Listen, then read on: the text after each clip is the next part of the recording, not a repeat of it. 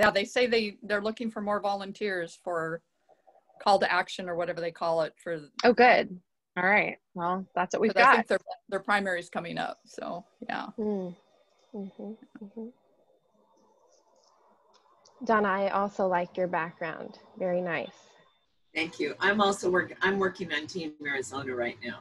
Okay. Yes, Team Arizona. So many volunteers and such awesome state captains, always having something cool lined up for those meetings. Very cool. I miss Team Florida, though, I will say that. Yeah, I miss getting a chance to do all of this stuff together with everybody, for sure. Okay. So I think we are recording now, and I think ready to get started. All right. Well, welcome everyone. Thank you all so much for being here tonight to tune in for our Common Power Women in Political Leadership panel as we celebrate and get really excited about the upcoming Democratic Convention this week. My name is Maria Abando, if you don't know me. I'm on staff with CP. Oh, I use she and her pronouns. And you might know me within the community as one of the Team Iowa co-leads and as one of the Mojo makers as well. And I'm joined today by some really incredible women in our CP leadership, Emily Carmichael, Donna Stringer, Melinda Schmitz, and Kylie Knowles. And I'm definitely gonna let them get a chance to introduce themselves and tell you a little bit about their work, because they're all so incredible and really awesome leaders in their own way and everything that they do. So it's really an honor to be on this call with you all. But you know, just to get us grounded, what an incredible time to be talking about women in political leadership. We know that let's see, it's Tuesday coming up on an important anniversary, almost 100 years on August 18th, 2020, when the 19th Amendment, which gave women the right to vote, became part of the US Constitution. And we know that Joe Biden has selected Senator Kamala Harris as his vice presidential running mate. Whoop, whoop. Yes. So she's the first Black woman in history to be on a major party presidential ticket. And she could also be the first woman in history to be vice president. So this is an incredible moment. And I'm really excited. We know that representation matters, right? That when women's voices are at the table, especially Black women, we make more progress together. And we provide some power to communities who haven't historically had that power. And also just as one of these, you know, important first moments, you know, they're so incredible because they do let other women to follow know that it is possible, right? It is possible to achieve those positions. Honestly, personally though, I have never doubted the leadership qualities of women. Like, we knew it was possible. We know that this is overdue. I personally never doubted that I could be a leader. I always grew up watching my mom be the leader of our household, being strong and smart and kind and determined. And I got to grow up in Washington State, where I saw women lead pretty much at every level in state government.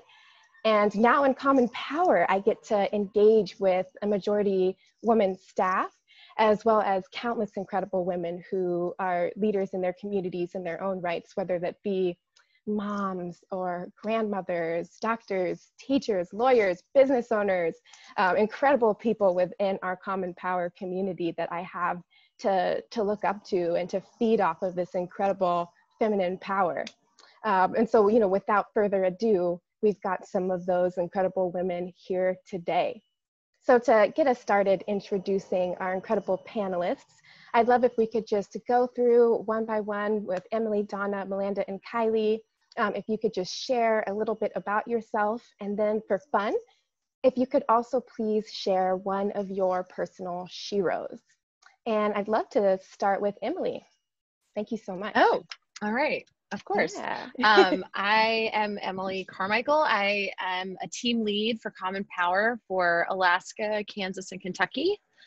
One of my personal sheroes, I'm totally blanking right now.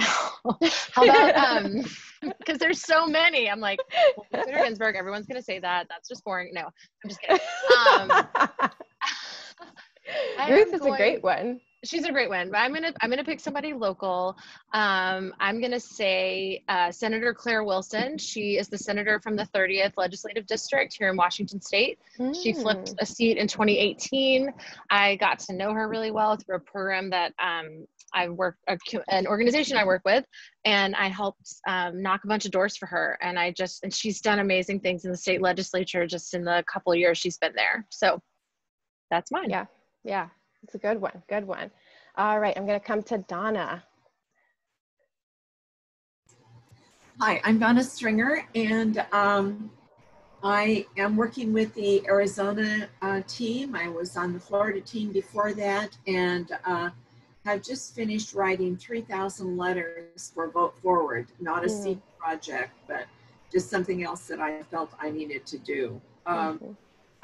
I'm gonna share my two sheroes. Neither one are living anymore, but one of them was Florence Kennedy, a Black attorney in New York City who was in the middle of all of the Ms. Magazine start, the Start of Now, and other organizations. And she was not only a shero of mine, but of my children. I'm was a single parent of 3 boys, and they thought Flo was the coolest person they'd ever met. And my other one is Theodora Wells, who also just passed 2 years ago. So those 2 women taught me a lot, and they stay with me. Thank you so much, Donna. All right, and let's go with Melanda. Welcome, welcome. Hi, everyone. So I'm from Florida. Well, I live in Florida now. I'm originally from Mississippi. And I am currently the campaign manager for Jessica Harrington, running for State House in District 64, which is really important for us to get more representation that reflects the values of our community rather than what's been happening in Florida. But I came to this work, I'll say just one of my sheroes is Laura Romano, a lady that I met in 2008. She was a campaign staffer for the Obama campaign. She quit her job at 40 years old, dropped everything to work on the campaign, and she was in California. And while she was here, she was making phone calls and left a message on my phone. And I had never volunteered in a political campaign before. And she was just such an inspiration and a joy to work with, and how she just changed her whole life to try to put everything on the line for something that was so important to her. And I would not be doing the work I'm doing today, I don't think, if it wasn't for Laura, because she was just the perfect connection at the right time. And since then, I've been able to just do so many wonderful things. I even went to the White House twice. And when Obama was president, I don't know that I'd want to do that now. I guess it's still a White House, but that takes me to my next shero, which would be Michelle Obama. She is so full of grace and poise, and just such an inspiration to little girls, to everyone, just because of her, just the way that she inspires people to live and be gracious. And I would love for her to run for president someday, but I think they've already served their time. But anyway, so I wrapped up my shero. So thank you all for being here and for including me. It's such an honor. And the other sheroes that I have are so many women from Common Purpose.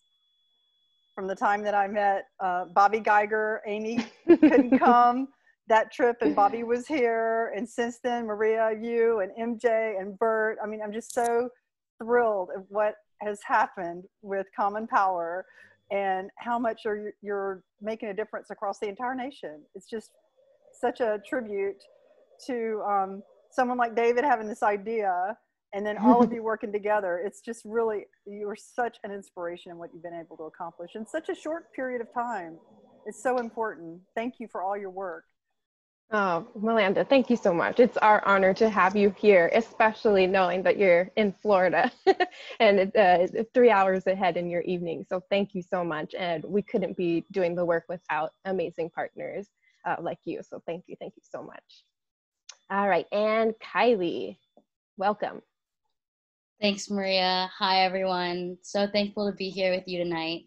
My name's Kylie. I use she, her pronouns, and you may know me in the CP world. I'm on staff with CP. I'm interning for our Gen Z community, and I'm also a co-lead for the North Carolina team, and I'm a mojo maker. So lots of spaces in CP that I'm really excited about. Other than that, I'm a rising junior at UW. I'm studying political science, law, societies, and justice and human rights. I think I'm going to kind of go off of, Maria's introduction talking about her mom. My moms are definitely my sheroes. I was raised by 3 women, which is really special, and I'm so thankful for that. So I didn't really have a lot of men growing up in my life, and so what I saw were 3 women who were independent and strong and all in very different ways. They've taught me very different things because they're all very different people. And they really made me realize there's no right way to be a woman or to be a mother or to be a change maker. And so those are my heroes. Wow, I love that, Kylie. No wrong way to be a change maker. Nice. Thank you so much. All right, well, today, everybody, we are gonna, or I'm gonna be asking all of the panelists a question, just kind of around women in political leadership. And there's gonna be some time at the end as well to take some questions. If you could pop them in the chat as you think of them as well, that would be helpful. But to get us started, I'd love to start with Emily Carmichael, who, Emily, it's so nice to have you on. It's ever since I got a chance to meet you and go with you on some of our trips to Iowa and just get engaged with you and your teams. I've noticed that you are definitely like one of the most kick-ass women that I've gotten a chance to engage with. So I want to say thank you first and foremost. How are you doing on your porch? Thank you. How am I doing on my porch? Good. I've got a fan. It's cooling down. Nice. It might be 94 now. I'm not sure. All right. Well, Emily, so I'm wondering, how did you feel when Biden pledged to choose a woman for his vice presidential running mate? And how are you feeling about Kamala's selection?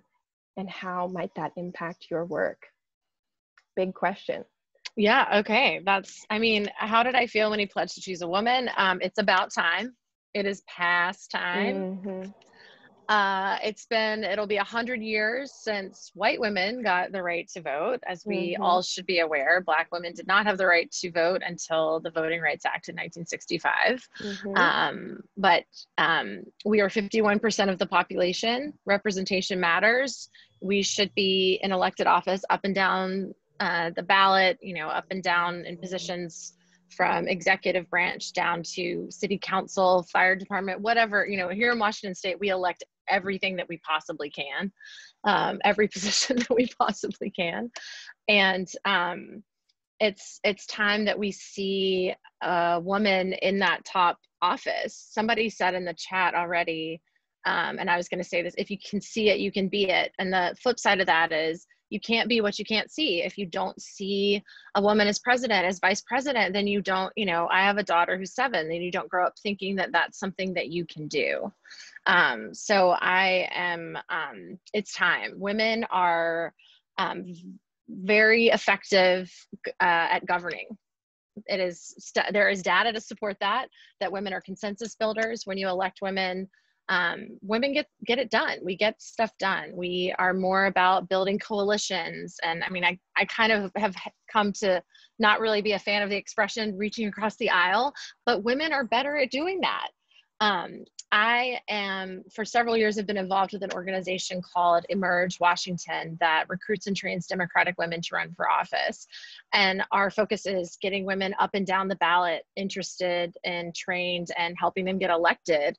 And we've seen an explosion of women wanting to run, especially since 2016. I mean, I think part of that was seeing Hillary seeing a woman finally be nominated for president, but also the aftermath of her not winning really electrified me and motivated me to get involved politically. And we saw in 2018 women being elected at record numbers. And I know that for me, when I was about 12, it was 1992, the year of the woman, the first year of the woman, when there were a record number of women elected to the United States Senate. And that was a moment, but it kind of didn't come to fruition, right? And then but I think things are different now. The world has changed, and the excitement that we saw in 2018 is just going to continue going. And I think we've seen that happening, there were more women elected in 2019. We've got more women running this year. And so having a woman at the top of the ticket, well, not the very top, but right below that. We'll get there. We'll get there. I think it really, you asked like, how is it going to affect my work? I think it really energizes voters. Because like, for instance, with Common Power, I'm working in 3 states where we are working on some races to elect some really powerful women, 2 Senate candidates, that would be Kansas and Kentucky, and then a candidate for Congress in Alaska. And I think it's really going to energize people going down the ballot too, to elect those women. Melinda mentioned she was managing a campaign. I'm also managing a campaign this year for a woman who is running for judge for King County Superior Court. Her name is Hillary Madsen. And that is a down ballot race. We elect judges in Washington. People don't elect judges in every state. And it's not something that people always think about. So I'm hoping that having this energy at the top of the ticket of a woman running for that, being the vice presidential nominee is going to encourage people to scroll down to the bottom of that ballot. And then let's see, you also asked, what do I think about the choice, his pick of Kamala Harris? Especially as an Emerge person. I know that Kamala and Emerge have some history, right? Kamala has history. So Emerge America is a national organization that has state affiliates, and the founder of Emerge, it was an organization that started in around 2002 in California, and it was started because of Kamala Harris. The founder of Emerge is a very good friend of hers, and when she was running for district attorney, she and her friends were like, great, let's help you get elected. There's got to be like a playbook or a training program or something. And there wasn't anything. There wasn't anything for women.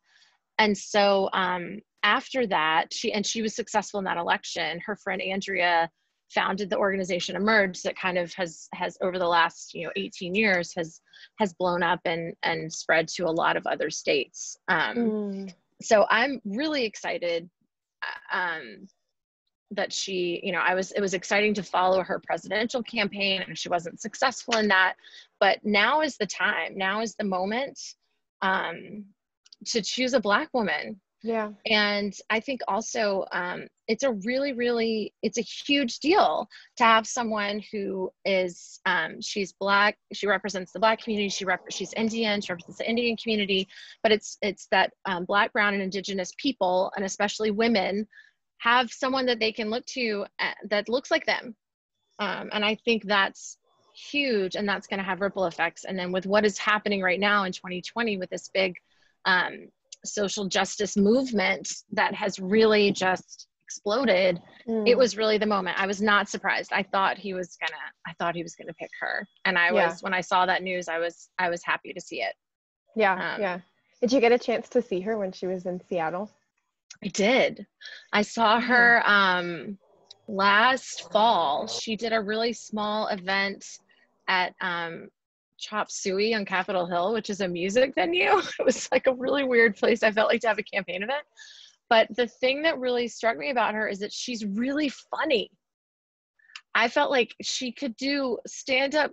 She could be a stand-up comedian. Right. She was feeding off of the crowd. She was totally feeding off the crowd. And she was just, talking about Trump, making everyone laugh. But And she's incredibly smart. She really knows what she's doing. And her trajectory is what she's the president of Emerge was talking about her, that she's like the story of Emerge, which is like she ran for a city position, then she was attorney general, then she was US senator, now she's a vice presidential nominee. And that's how it works. We build the bench. Like we, you know, you start on the school board or on the city council or as, you know, the fire commissioner or whatever. And then eventually, you know, you're a US senator or you're the president. Like, yeah, but anyway, I'm thrilled about it. I think this is the moment, and but it's not just a moment. Like, this is not the year of the woman. That kind of made me mad. Like 2018, not the year of the woman. It's we're here. We're claiming what's ours. Yeah. From here on out, right? From here on out, like no looking back. We're coming for all of it. 51%. Let's not stop at 51%. I love that when someone asked Ruth Bader Ginsburg, you know, how many women is enough on the Supreme Court? And she was like, when the whole Supreme Court is women. I mean, what? It's been all men forever. Why can't we just have a Congress that's all women now? Anyway, we'll see. Yeah. Thanks, Emily. Thank you so much. Thank you for having me. All right. So my next question is going to be for Donna. Donna, thank you so much for being here. As long as I've known you in the community as well, you have been someone who has been inspirational. I've so appreciated your cross-cultural workshops and all of the energy that you bring in. So really glad to have you on as well.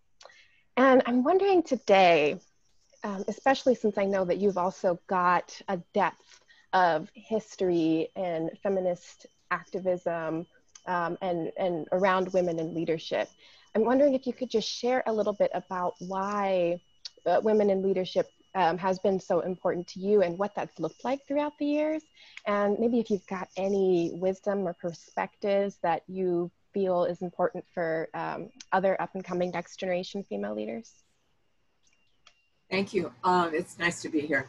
And what I would say is during my years of leadership, and I was thinking about that this morning, that really I started back in the early 1970s as the first director of the Women's Resource and Research Center at the University of California, Davis. And I actually came to Seattle in 1981 to be the director of the Office for Women's Rights in the city of Seattle. And that office was intended to look at policy issues related to women and sexual minorities. So I had a lot of experience and involvement in both the women's community and the LGBTQ communities at that time. I think as I watched leadership, women's leadership specifically, what is so exciting to me is to see these young faces across this screen in front of me. It's really special to have spent a lifetime working on issues related to women and ethnic minorities and sexual minorities, and finally see women emerge as leaders. It's just, I can't say how powerful it is to look at all of you and to thank you. So I would say the age of women leaders is certainly, I mean, when I was in leadership position, when I started my leadership roles, I was in my late 20s, and some of you were even younger than that. I love that. It's powerful for me to know that there's somebody that is picking up the baton and going with it. I think one of the things that has changed with women's leadership as I watch it is that I don't think young women are as apologetic as women were as leaders when I started. I mean, I listened to some of you talk about knowing that you were going to be a leader. I might have known that, but I don't think I ever would have said it because we were stifled from essentially saying that we felt like leaders or we felt powerful. And our leadership, I think, was much more invasive, for lack of a better word, that we had to kind of weave ourselves in and make people believe that they had made a decision that was really ours. So as I think about what's going on now, one of the things that I'm hoping that everybody here and everybody who pays attention to Kamala really does work for. I understand that there is a group of women journalists who have already put their colleagues on notice, and I think we need to keep them on notice. Kamala is not to be called some of the names that Trump and his crew are calling her. We are not to allow her to be described in negative terms. People can disagree with what she's done, what she thinks, what she wants to do, and that's perfectly legitimate. It is not okay to call her names. It is not okay to refer to her in female terms or female negative terms, and we need to see that that does not happen.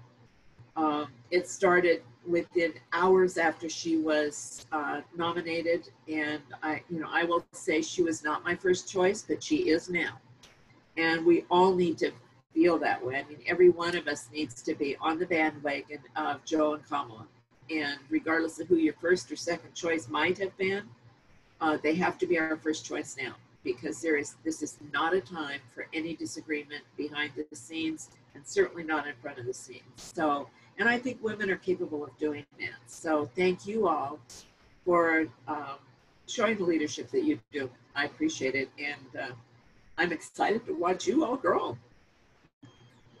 Oh, Donna, thank you so much. It's really an honor, and honestly, the only reason that I'm able to be doing this work and that other women are able to be doing this work is because of the women who have cleared that path before us, including you, Donna. So, shoulders. Yeah, we all stand on somebody else's shoulders. No kidding. Thank you. Thank you, absolutely. And I definitely keyed in to some of those comments and everything that were happening like within the hour of her announcement.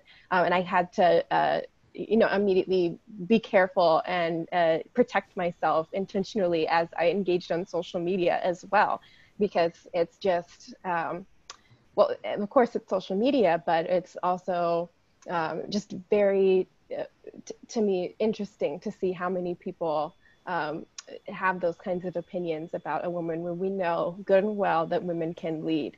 So I hear you, Donna. We have got Kamala's back for sure. Thank you. All right, and my next question is going to come to Melinda. Melinda, thanks so much for being here today. And I'm wondering, you've had so much experience as well with OFA, and then with the Pinellas County Democrats, and now with the Jessica Harrington campaign. And I'm wondering if you could just share a little bit about your journey getting into this organizing work. And, how did your identity as a woman play a part in that?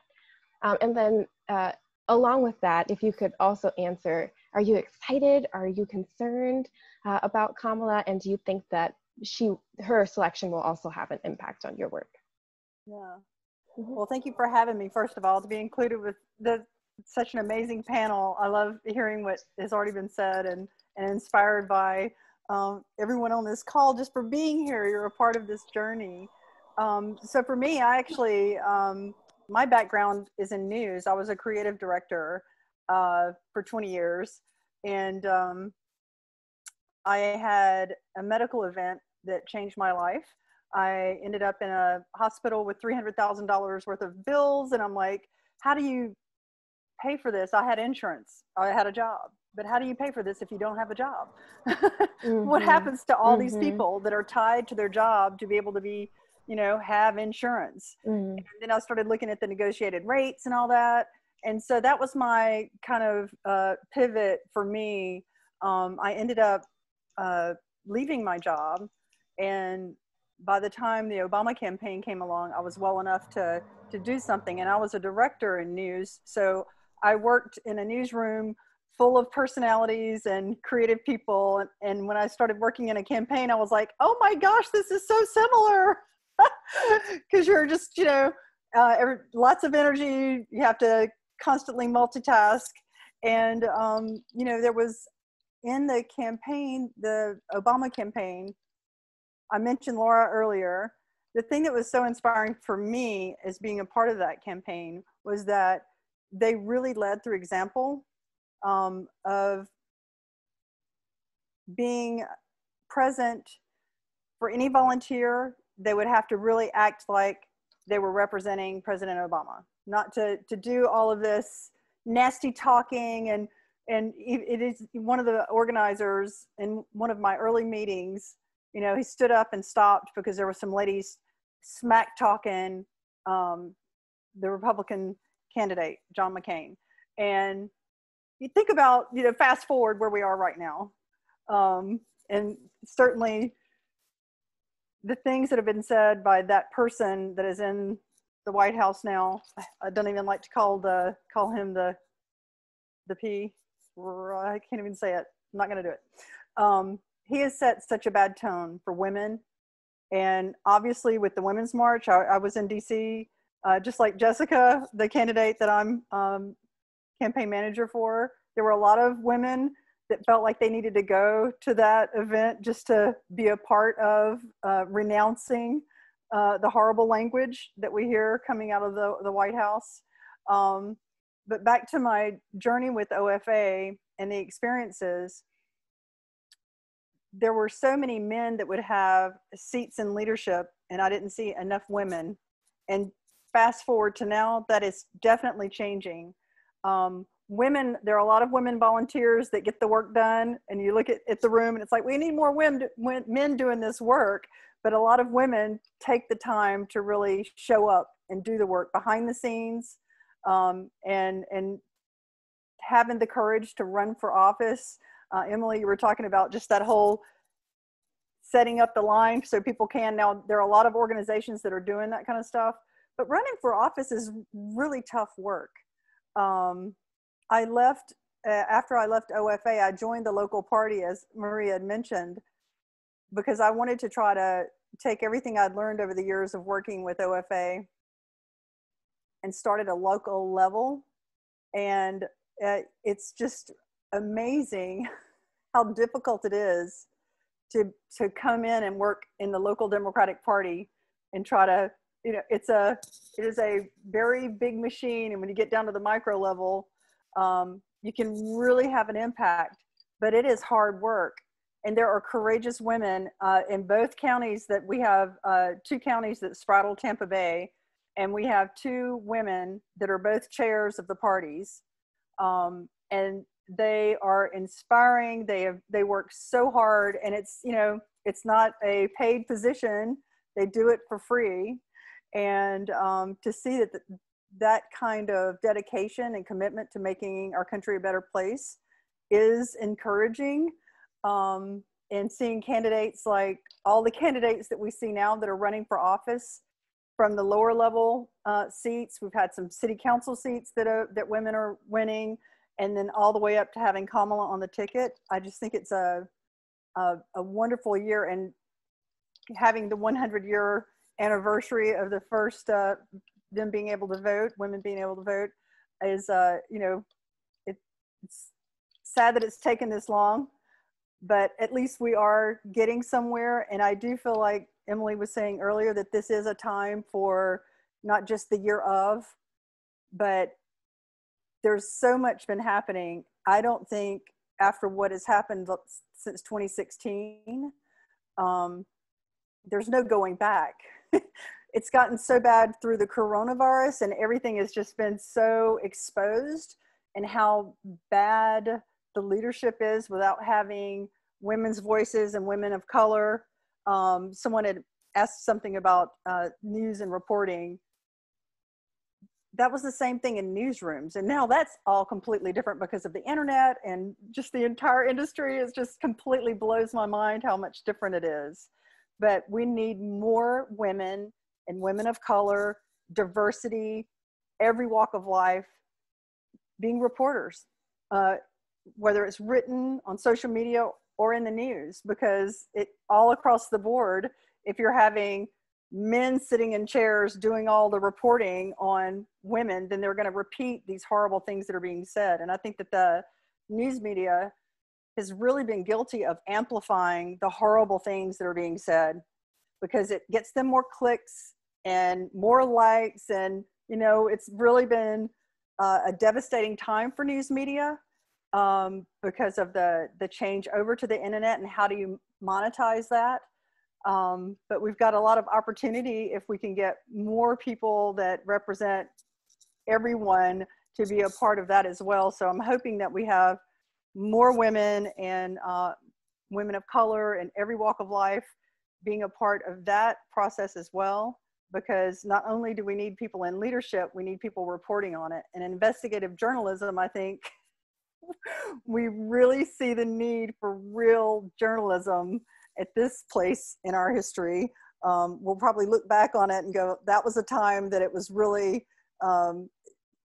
having a good news reporting organization was so critical to our democracy, because we need people to uncover the bad things that are happening and shine a light on them. So I know that probably didn't answer your question. I went off on a tangent, but no, I appreciate that. Someone had in the chat here asked about specifically like that, like what needs to happen with change in regards to coverage of women leaders in the press. And I think you're absolutely right, because it's not just about, you know, getting the representation with our elected officials. We need representation on their staff. We need representation on the people who report them. We need representation pretty much everywhere.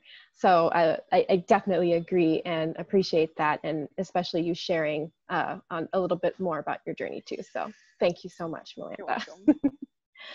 All right, and we're gonna come to Kylie for our next question. Kylie, thank you so much. I know that this was your day off, and I I said that a couple of times. I don't mean to embarrass you, but I just want people to know how much it speaks to Kylie's character that she's down for this when she's been working so hard. So thank you so much, Kylie. How you doing? I'm good. I've been by the beach, so I'm very Wait, where are you now? I'm on Whidbey Island. Oh yeah. Very nice. Nice day to be there. Yeah, the heat. I'm glad I'm not in Seattle right now. Yeah. Well, Kylie, with Common Power, you had mentioned that you're super involved with CP Future for Generation Z participants. And, you know, you're involved as well with the North Carolina team. And, you know, we often look to you as we have discussions as well about getting next generation leaders involved in this work and making them really know that there are opportunities in leadership for them as well. So my question for you is around that next generation of leadership. What do you think that we need to do now, you know, as a society to make sure that there will be even more representation in the future, just like Melinda and Emily and Donna have all been hinting on as well? We're obviously going to need to take some steps. And then to add on to that, what do you hope that our leadership will look like in the next 10 years? Awesome. Thanks so much, Maria. And thank you, Emily and Donna and Melinda, for all sharing for me. And thanks everyone for having me. I think that, sorry, that you might hear the ferry in the background trying to move. I think that first we just have to start by really investing in those leaders and, you know, doing more than just saying that you're investing in those leaders. I think that CP has truly been that organization for me that's shown me that, you know, someone can have like a nice fancy slogan on their piece of paper and then actually live it out. I think that so many times I've, you know, been in situations where organizations or, you know, institutions have said, you know, we want to hear your voice. We want to hear your voice. And then you get there and it's, you know, a lot of you listening and not a lot of really being able to feel like you're in a position where you're doing meaningful work and having your voice heard.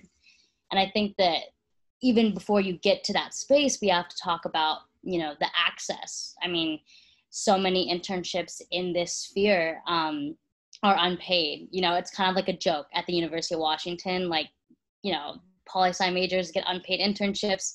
Foster students will go and get, you know, work at Microsoft or Amazon and are, I think that it can be hard to find spaces in this work when so much of it is volunteer work, and there isn't a lot of, substantial internships that are offering you, a sustainable way to take this action. But also going back to the fear of entering this arena and the fear of the sexism that you're going to face as a woman, and then also as a woman of color, the racism that you're going to get when you have people that are focusing on, less about, what you're saying and more what you look like.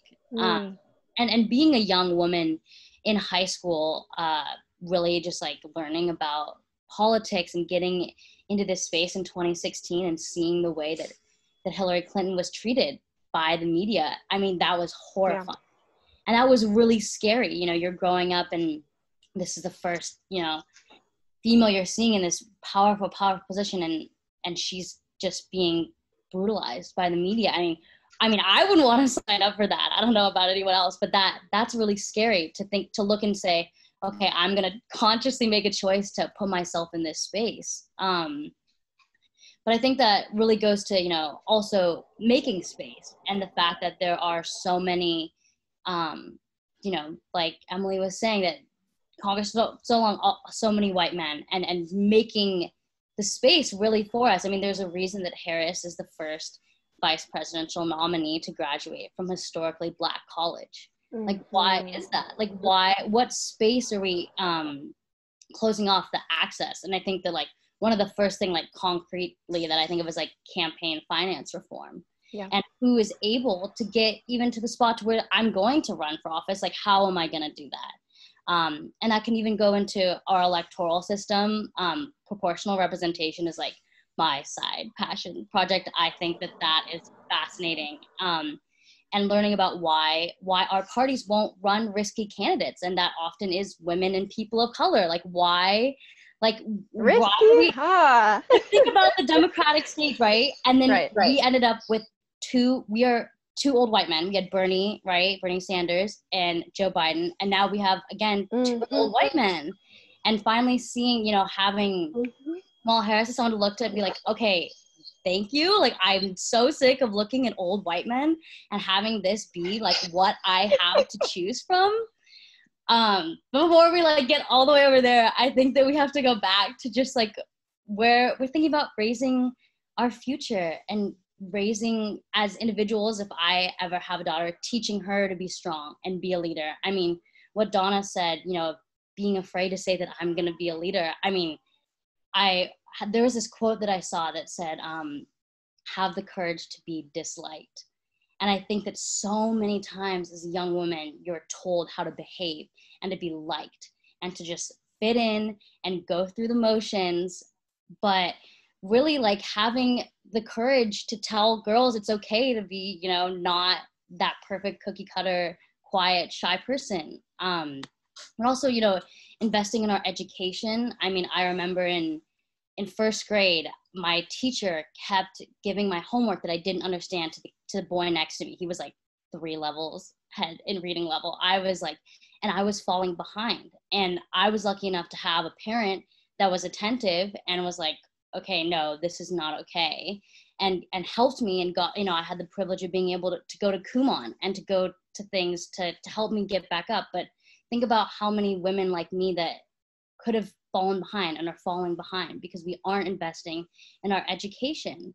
And I think that can start as simple as math, but also going into civics. And how do we know, like, who makes decisions that are going to affect my life? Like, local officials, starting even there. I mean, even our history books have been whitewashed and politicized from the very beginning, from when we learn about how to treat other people.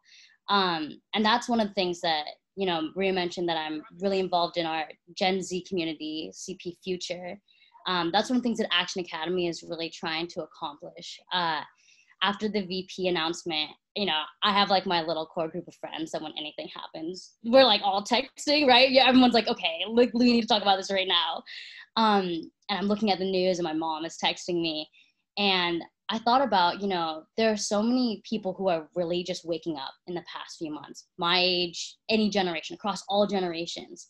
And think about if you're sitting in your room and you don't have that space to go to. You don't know who to talk to. And it's really scary. I mean, you say one wrong thing and the cancel culture, especially for my generation, is like, you are cut, like you are gone.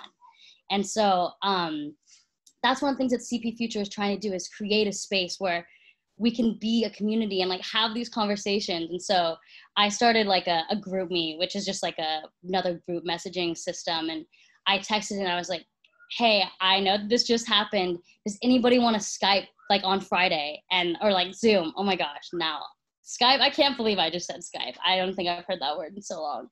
I was like, let's Zoom. And so a bunch of us got on Zoom at 11 a.m. on a Friday and talked about Harris and how we were feeling and about basically like a mini version of this conversation. And it felt so incredible that, you know, we had that space and just really making this accessible and easy and feel like you can enter.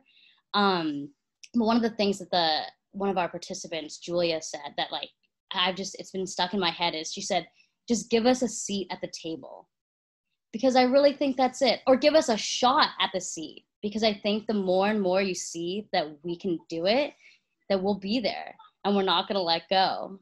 And just seeing real people like us, the more we'll feel like we belong.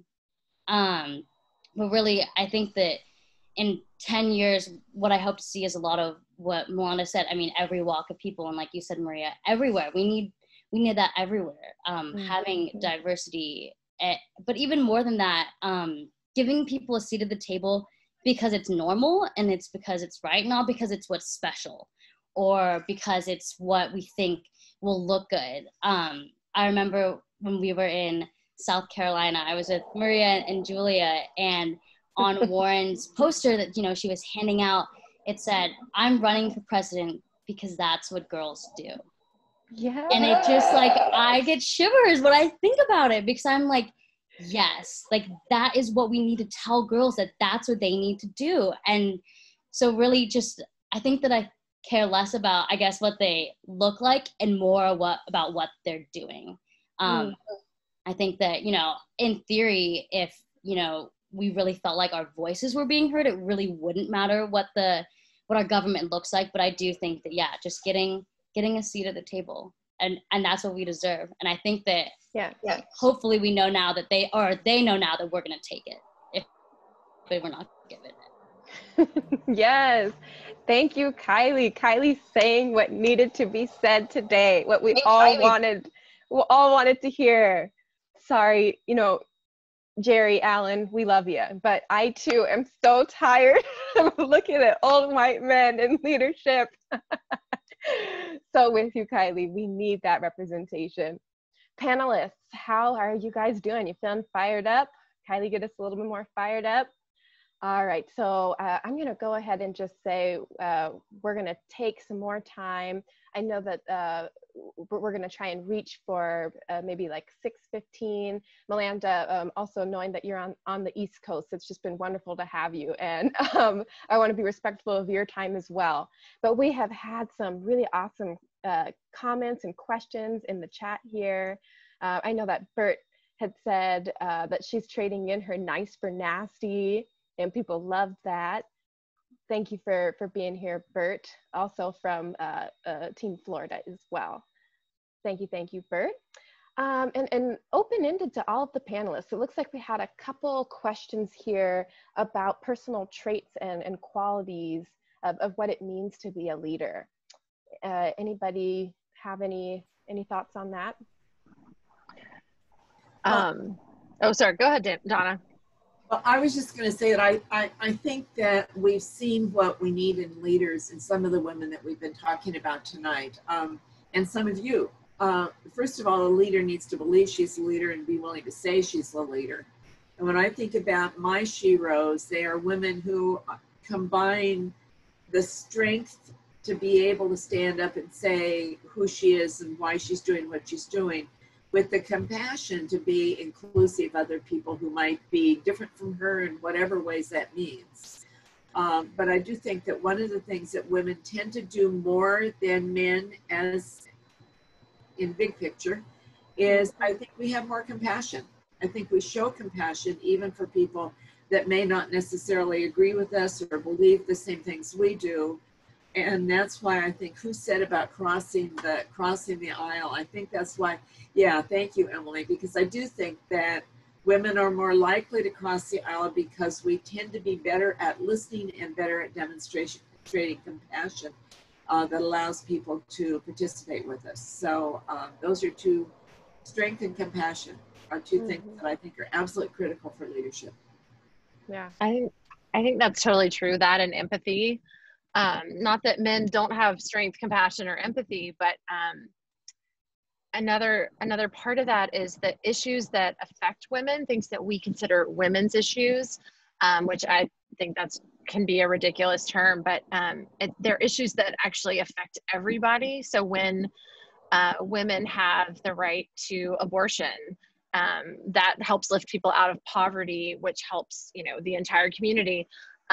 When people have access to childcare and that's affordable, that helps the entire community. And women get into office and they fight for those kinds of policies, and it ends up being something that affects all of us and benefits all of us, but that men that are in office don't necessarily think about, or it's not necessarily something that they're going to champion. And I think too that women are used to, especially often women that have children, are used to having to do a lot of things with not a lot of time, especially like you're working outside of the home and you're managing your household as well. I mean, my mom, who is on this call, I know was always just like such a fierce advocate for her children. And not that my dad wasn't, but my dad, he was working full time, but my mom, was working, but also if we ever had issues at school, Kylie brought this up earlier, that luckily she had a mom that could advocate for her and get her the tools that she needed. But I knew my mom would go in there and was not afraid to speak up to whoever was in that position of authority. And that really just showed me that not everybody has to like you. There's, this pressure on women and girls to be likable. So I think compassion and empathy, but focusing on likability as a character trait that we need to see in a woman candidate is a danger. It's a slippery slope. It's a dangerous path. So I think compassion, empathy, and taking others with you, like being there to bring other women along with you, hire women on your staff, mentor another woman or other women. That's what I like to see in a leader. Absolutely. Thank you, Emily. Emily, we've got someone in the comments, Joy in the comments here saying, who is Emily's mom? You raised a badass, courageous woman. Janine. Joy is one of my Emerge sisters. She's amazing. She's running, and she's a candidate, and she's here tonight. She's running for state legislature in Washington State. The 29th. Did I get that right, Joy? You're the 29th. Am I wrong? I hope I'm not wrong there. 26. You 26. never get it right. I'm sorry, I never get it right. It's the 26th. I was like, shoot, or is it the 26th? Okay, so vote for Joy if you're in the 26th. She's amazing. Well, Joy, thanks so much for joining us, and thank you so much, Emily's mom, for giving us Emily as well. All right, Melinda or Kylie, did you want to jump in on that question as well about leadership qualities? Anything to add? Well, I was just saying, everything I was going to say has been mentioned, but the part of just all the qualities that were mentioned, but having the compassion to know when someone needs help. And there's, even when you've got staff that you've hired and they're struggling, and, there's always so much pressure to be perfect and get everything right, that having the compassion to take a moment and really help mentor someone and lift them up and help them achieve what you see in them. Because sometimes people don't see in themselves what maybe, as a woman, we can see a lot more and have the nurturing, not that men don't have that, but we are nurturers. And so that would be something that I would add, that from what I've noticed, and I do this myself, I really try to lift people up and help them be a better leader themselves, and take the time to just nurture them and lift them up and help them feel like they can achieve. You know, even my candidate that I'm working with now, she has changed and grown so much over the last 6 months. It is amazing. She obviously wanted to run for office, so she was doing that already, but just being able to, you know, have the time with her and mentor her has been just such a gift for me, because it's been great to watch her, how much she's really grown, and she's going to be kick-ass when she gets elected, because we are going to get her elected. Yes, we are, right. Nancy mentioned as well, to your point too, Melinda, that Kamala spoke about opening the door wide and pulling along others in behind her. I think in a speech on Friday. So thank you, Nancy, for sharing that. And Melinda, absolutely, we got to do it. And we are going to get Jessica elected. Thank you. Hey, can I add something real quick here? Yeah, of course, Donna. Pay attention to who's on this screen and what we've been saying. I think another characteristic of leaders is we have to have extraordinary energy. There's not a woman on this screen or in this panel that is doing a single thing. You know, we multitask, and we raise children while we're working full time and running campaigns and volunteering, and there's not a person on this screen that probably doesn't have a multitude of things that she could put in her bio that she's doing on any given day. So, and I think that's true of leaders, period, that in order to be a leader, you really need the energy to continue going for yourself and whatever cause or person or people that you really care about and are working for. Absolutely, Donna. Thank you. Yeah. All right, so we have another question from Denise here. Donna, I wonder if you got a chance to see this one. What are the ways that we can call out denigrating language or respond to social media, TV, and print news? Or any of our panelists, what ways are you calling out language against women? Well, I'd like to hear from Melinda, since she's come from journalism, but I would say every single time we hear it or see it, we need to call it out. And so that means writing a letter to the editor, means telephoning, responding on any social media you're involved with. It means calling television and radio stations. Just cannot tolerate it. Melinda, what would you say? Yeah, I agree. There's so much on social media now that just posting and reposting all of this, the bad stuff, but coming back and just saying, you know, we won't have that, you know, take this, you know, take it back. We can't have that going forward. But, you know, letters to the editor too. You can also, if someone is doing something like that, you can write a letter and send it in to, you know, for the opinion page. Why don't we have something like that that really talks about the language that's being used? And the more that we have, I see these clips where they're playing things that get said, and that just makes it worse. It amplifies it, right? So, you know, don't click and share if it's going to be like, just watch this clickbait stuff, but comment in a way that gives another way of framing it. Because if you have friends that feel the same way and you've completely denounced what they've said, that is unacceptable and not appropriate in this day and age, hopefully that will get more comments than the other negative stuff that was said. Yeah, absolutely. And Joyce Stanford, I'm seeing in the chats that you've also had to deal with some of this, and that you might have some advice for us if you'd be willing to take this question. Sure. I'll even come on camera. Sorry, I'm looking at originally from Washington State, but I'm calling from Chicago, Illinois, visiting my son, taking a moment after my primary to just re-energize and relax and regroup. And what I would say primary that she won. Just yes.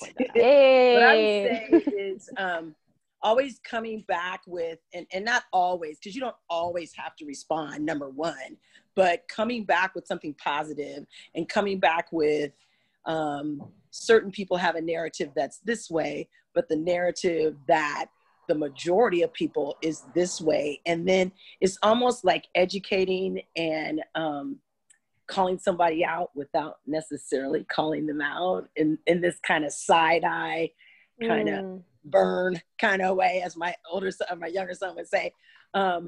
We're not really speaking their name, or, you know, but you're just going, as Michelle Obama, my girls say, we going high when they go low. Then I'm going to tell you what I'm going to do. So, you know, my opponent wants to say, well, what about this? And what about that? What about this? And I'm saying, this is what I'm going to do. And this is what I'm going to do. And here are the issues that we need to concentrate on, and that we need to hear from stakeholders and the people in the community on. And so it's just taking it back to the people and involving the people. So you're not necessarily always, my consultant is really quick to say, we don't have to respond to that. It's negative, we don't have to respond to that. And then you don't have your candidacy, and I don't know if Melanda, how you say your name, I'm sorry, would agree with this, but you don't have to go negative. You don't have to be negative. You can just focus, run your race, stay focused on you, your issue, how you want your race to look. And that's what I've always done. I did it in 2018, and I'm back to doing it in 2020. And it seems to work for me. And a lot of videos where you go on and you say, here's another idea, blah, blah, blah, blah, blah. And it just gives another narrative to whatever the noise is over here that someone's talking about. And I just think there's some people that do it really well. I think Kamala is one who does it really well. And that's why I'm super excited about her. And we've got to be her like squad, like not her keeper, but like her defenders. Like, you see, because she's not going to see, you know, Uncle Bob posting on Facebook, whatever, but like, you see stuff like that, and you personally call it out. And so I think that's also important, is that we need to, because she's getting hit with misogyny and sexism and a lot of racism. And so we need to be out there. We're all in the K-Hive. Exactly. Like, we need to be out there defending her and doing what Joy was saying. Like, okay, let's, you know, point this in a different direction, or that criticism is not valid, or, you know, whatever your response is going to be. But, they're doing it to deflect away from, most of that is to get you to not think about the thing that you're focusing on, the issues, like Joy was saying. That was such a good point, because I was talking about just in general, when people are, you know, using horrible language, negative language against a woman or anyone. But when they're doing it in a campaign, certainly we're not responding to any of that. And in the past, we haven't. We've stayed on the issues. So that is a really good point. Mm-hmm. Mm-hmm. My mentor that I talked about earlier, Theo Wells, had a great sense of humor. And by the way, I think that's another leadership characteristic. You just heard Joy talking, and I mean, that ability to have that energy with a piece of humor behind it, which Kamala also has, is pretty important.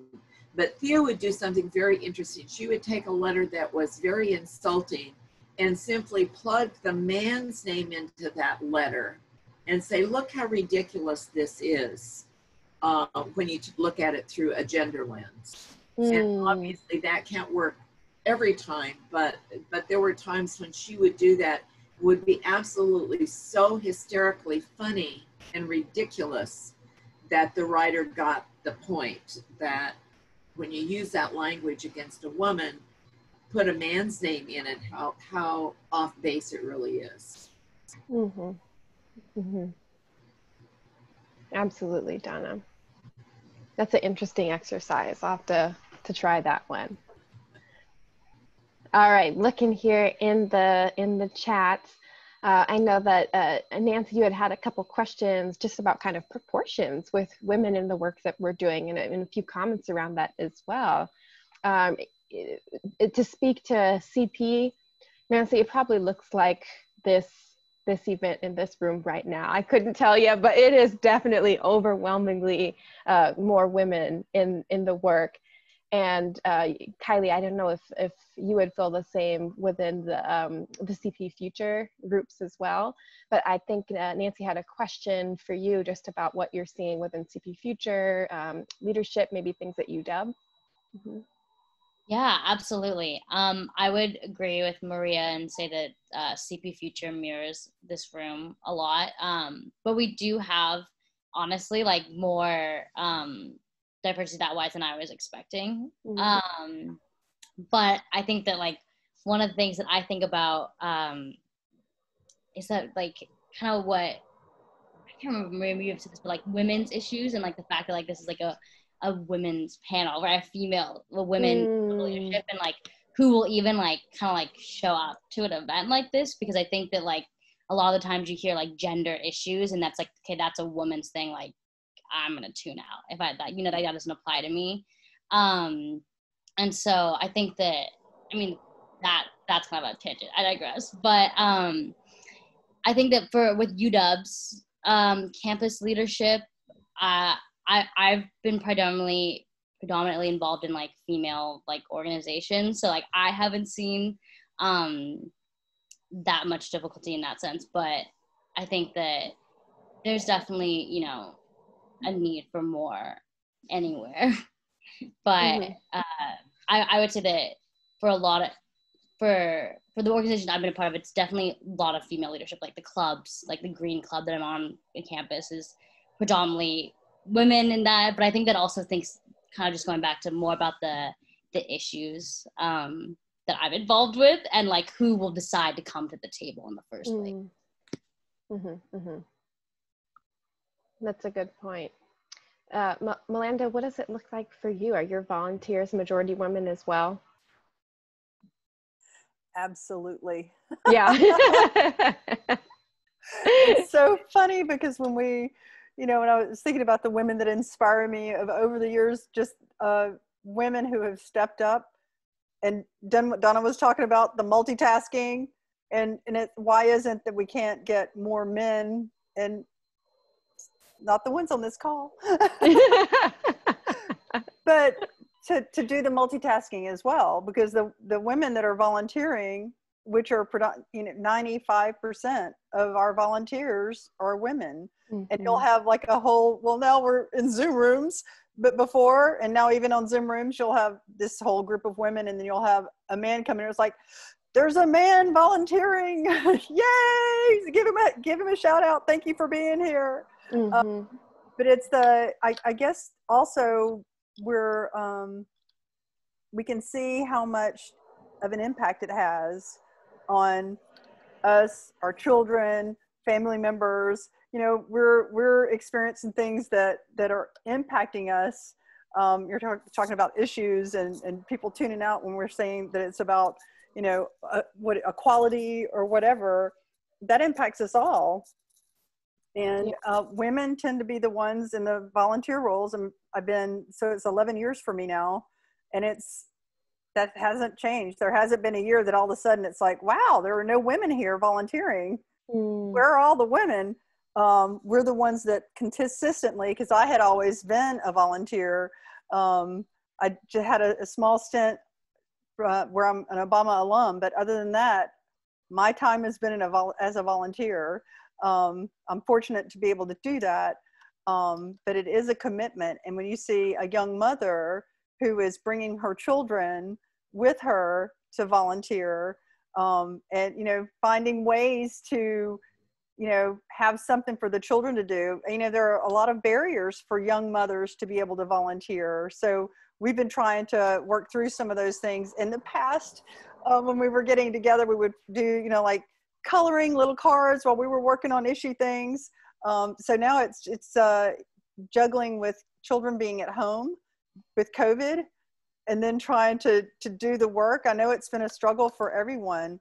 And going back to school, it's just crazy times, but women have definitely stepped up, and I hope that, you know, in the future that changes, and we can get, for whatever reason that men haven't been as involved in the activism, volunteering, that they do step up and join more. It's like that in the local party too.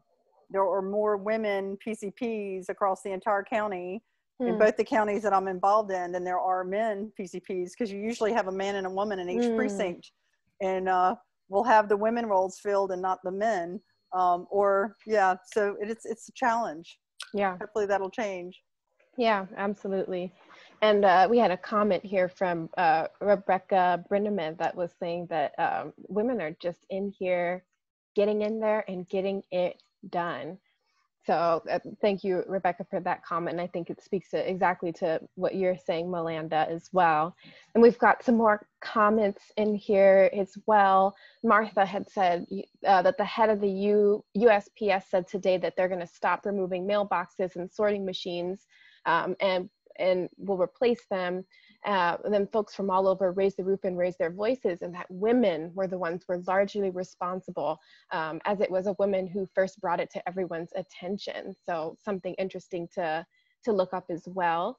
Bert was adding some story as well about how she recently finished 5 Zoom meetings over the past 3 days for a rapid response for the Florida team, and all of the attendees were women. All right. And let's see, Nancy's also adding that she's been frustrated in academia with the titles of departments that don't attract the male gender when the group needs to learn and understand how the patriarchy is harmful to society. Also something very interesting with the titles as well, and how that interacts with gender. So a little bit more information here from Rebecca as well about women being the majority of volunteers since like the 70s. So this is amazing. Like I'm extra inspired by this, just looking at you all and knowing that you guys are in this work with me. We're doing this work together. We're going to get more women elected. We're going to get Kamala elected. So thank you all so much. And let's see, we're coming up on time here, but I do want to give any space to any of our panelists, anything else that you'd like to say to get folks fired up, or just a little bit about how you're feeling about Kamala and this election moving forward. Any other thoughts? We're just ready, right? We're just ready. We're ready. We're Let's ready do to it. get it done. I'm gonna just say something on the Kamala. It was like the excitement for Florida anyway. It was the roof blew off because everyone was so excited and energized to have someone of color and a smart woman like Kamala on the ticket. And we had signs and everything ordered for the Biden campaign. And as soon as that was announced, it's like the phone has not stopped ringing. So I don't know if that's happening around the country, but I know here in our little area in Tampa Bay, the energy level is over the top. And I think that is exactly what we need to be able to charge through to the end of this election, which is so close now. I can't believe it's so close. I'm so excited. Thank you for being here. I think that's it too. Yeah, it's the energy. It's like a shot in the arm. She just brings so much energy. Well, that goes to thank you all for having me. Having color on the ticket and a woman. Yes. Yay. All right. Well, thank you, Melanda, Emily, Donna, and Kylie. I really appreciated getting the chance to talk to you guys today. And so good to see everybody. Thank you so much for joining us on this call. And we hope to see you again. We will be having a watch party of Kamala Harris's speech during the convention. And stay tuned for more information as well. We have been doing a fundraising push spurred by a donor in the community offering a gift match as well. So we're going to continue to be fundraising so that we can continue to expand on our work and help get more women and leaders elected through the end of Kamala's speech. So let's continue to be fired up and energized and get it done. Thank you so much, everybody. Thanks, Maria. Thanks, everyone. Thanks. Thanks, everybody. All right. Thank you. Thanks, Maria. Thank you. Thanks so much, Maria. So great. So great. Thanks so much. Thanks, See Nancy. you. Good to see ya. Bye, Kylie. Enjoy the island. Bye. Bye. I miss you guys. Take care. Bye. Thanks, Maria. You guys are awesome. Thank you so much. Bye. See ya. Bye. See ya, Nancy. Take care. Thank you.